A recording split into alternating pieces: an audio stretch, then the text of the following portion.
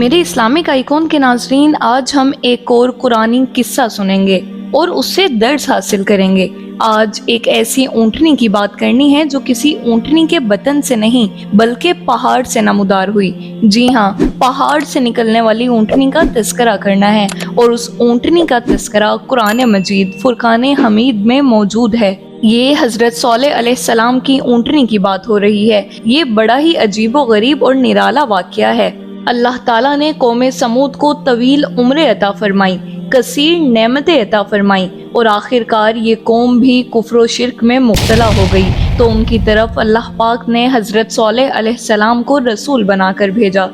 آپ علیہ السلام نے ان کو توحید کو ماننے، صرف اللہ کی عبادت کرنے، غیر اللہ سے انہیں جان چھڑوانے کا درس دیا۔ چند لوگ ایمان لے آئے، مگر اکثریت کفر و شرک پر ڈٹی رہی۔ اب اس قوم نے ایک عجب مطالبہ کیا کہ پہاڑ سے ایک ایسا معجزہ دکھائیں کہ پہاڑ سے اونٹنی باہر آئے، تو حضرت صالح علیہ السلام نے اللہ کی عطا سے انہیں وہ معجزہ بھی دکھایا۔ مگر وہ کہتے ہیں نا کہ کچھ لوگوں کے دلوں پر مہر جب لگ جائے تو وہ ایسی نشانیوں کو دیکھ کر بھی ایمان نہیں لاتے، تو اس قوم پر ایسا عذاب الہی آیا کہ وہ قوم نیست و نابود ہو گئی۔ آج اس پورے واقعے کو تفصیل سے سنیں گے اور ہمارے لیے اس واقعے میں کیا کچھ سیکھنے کے لیے ہے وہ بھی جانیں گے۔ میرے اسلامک آئیکن کے ناظرین، قرآن مجید میں جا بجا حضرت صالح علیہ السلام کا ذکر خیر موجود ہے، مگر ساتھ ایسی صورتیں ہیں کہ جس میں تفصیلی طور پر قوم سمود کا یہ واقعہ مختلف مقامات پر مختلف انداز سے موجود ہے۔ سورہ اعراف، سورہ ہود، سورہ شورا، سورہ نمل، سورہ قمر اور سورہ شمس، ان صورتوں میں حضرت صالح علیہ السلام کی قوم کے واقعات موجود ہیں۔ آئیے واقعے کو تفصیلی طور پر سنتے ہیں۔ حضرت صالح علیہ السلام قوم سمود کی طرف نبی بنا کر بھیجے گئے۔ آپ نے جب قوم سمود کو خدا عز و جل کا فرمان سنا کر ایمان کی دعوت دی، تو اس سرکش قوم نے آپ سے یہ معجزہ طلب کیا کہ آپ اس پہاڑ کی چٹان سے ایک گابھن اونٹنی نکالیے جو خوب فربا اور ہر قسم کے عیوب و نقائص سے پاک ہو۔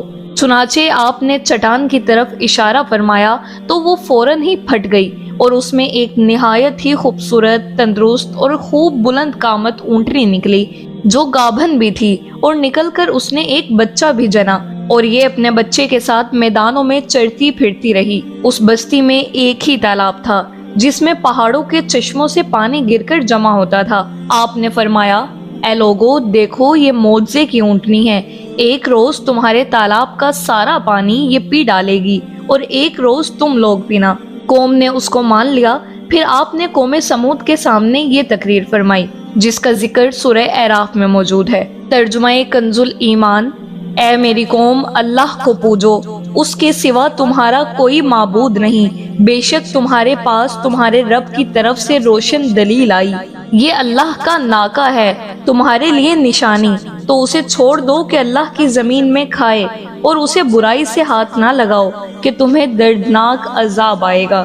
میرے اسلامک آئیکن کے ناظرین، چند دن تو قوم سمود نے اس تکلیف کو برداشت کیا کہ ایک دن ان کو پانی نہیں ملتا تھا، کیونکہ اس دن تالاب کا سارا پانی اونٹنی پی جاتی تھی۔ اس لیے ان لوگوں نے طے کر لیا کہ اس اونٹنی کو قتل کر ڈالیں۔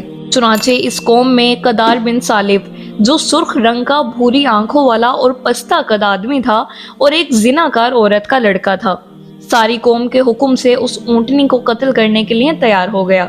حضرت صالح علیہ السلام منع ہی کرتے رہے، لیکن قدار بن سالف نے پہلے تو اونٹنی کے چاروں پاؤں کو کاٹ ڈالا، پھر اس کو ذبح کر دیا، اور انتہائی سرکشی کے ساتھ حضرت صالح علیہ السلام سے بے ادبانہ گفتگو کرنے لگا۔ چنانچہ خداوند قدوس کا سورہ الاعراف میں ارشاد ہے، ترجمہ کنز ایمان: پس ناکہ کی کونچیں کاٹ دیں اور اپنے رب کے حکم سے سرکشی کی، اور بولے، اے صالح، ہم پر لے آؤ جس کا تم وعدہ دے رہے ہو اگر تم رسول ہو۔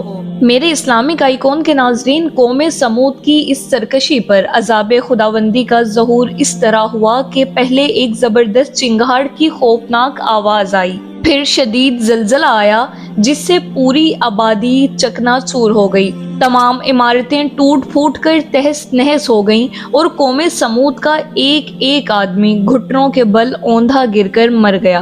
قرآن مجید نے فرمایا، ترجمہ کنز ایمان: تو انہیں زلزلے نے آ لیا، تو صبح کو اپنے گھروں میں اوندھے رہ گئے۔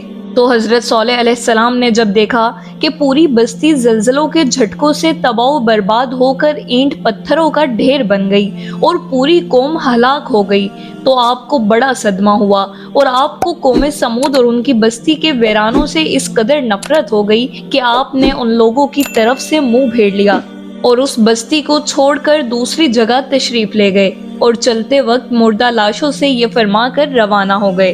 ترجمہ کنز الایمان: اے میری قوم، بے شک میں نے تمہیں اپنے رب کی رسالت پہنچا دی اور تمہارا بھلا چاہا، مگر تم خیر خواہوں کے غرضی ہی نہیں۔ تو میرے اسلامک آئیکن کے ناظرین، خلاصہ کلام یہ ہے کہ قوم سمود کی پوری بستی برباد اور ویران ہو کر کھنڈر بن گئی اور پوری قوم فنا کے گھاٹ اتر گئی کہ آج ان کی نسل کا کوئی انسان روئے زمین پر باقی نہیں رہ گیا۔ اس واقعے سے ہمیں کیا سبق ملتا ہے؟ میرے اسلامک آئیکن کے ناظرین، اس واقعے سے یہ سبق ملتا ہے کہ جب ایک نبی کی ایک اونٹنی کو قتل کر دینے والی قوم عذاب الہی کی تباہ کاریوں سے اس طرح فنا ہو گئی کہ ان کی نسل کا کوئی انسان بھی روئے زمین پر باقی نہ رہا، تو جو قوم اپنے نبی کی آل و اولاد کو قتل کر ڈالے گی، بھلا وہ عذاب الہی کے قہر سے کب اور کس طرح محفوظ رہ سکتی ہے؟ چنانچہ تاریخ شاہد ہے کہ کربلا میں اہل بیت نبوت کو شہید کرنے والے یزیدی، کوفیوں اور شامیوں کا یہی حشر ہوا کہ مختار بن عبید کے دور حکومت میں یزیدیوں کا بچہ بچہ قتل کر دیا گیا اور ان کے گھروں کو تاخت و تاراج کر کے ان پر گدھوں کے ہل چلائے گئے، اور آج روئے زمین پر ان یزیدیوں کی نسل کا کوئی ایک بچہ بھی باقی نہیں رہا۔